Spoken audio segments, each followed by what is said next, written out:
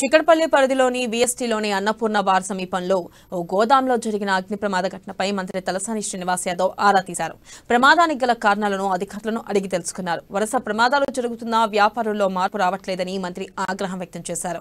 ఇకపై చెప్పేది ఉండదని కఠిన చర్యలు తీసుకుంటామని హెచ్చరించారు.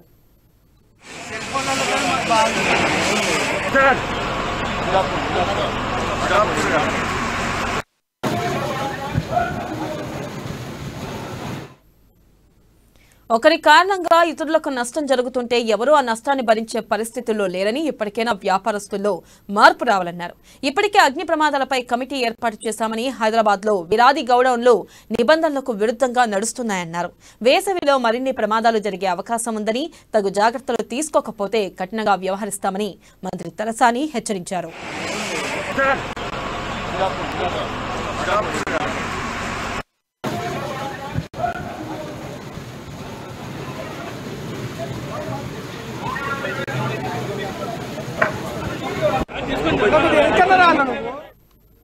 ఇక మరోవైపు అగ్ని ప్రమాద ఘటనపై కేసు నమోదు చేసుకుని దర్యాప్తు చేస్తున్నామని సెంట్రల్ జోన్ డీసీపీ వెంకటేశ్వర్లు చెప్పారు.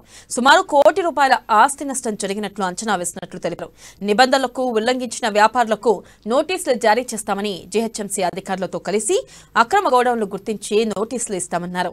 ఇక నుంచి అన్ని వ్యాపార సంస్థలు పోలీసుల పర్మిషన్ తీసుకోవాలని డీసీపీ స్పష్టం చేశారు.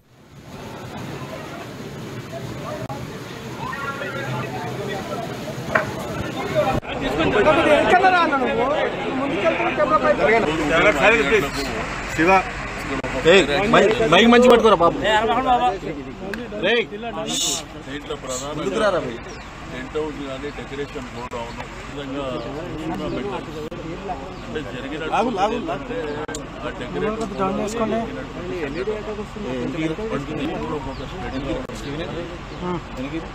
మీకు ఈవీడీఎం కానివ్వండి మా ఫైర్ సర్వీసెస్ అధికారులు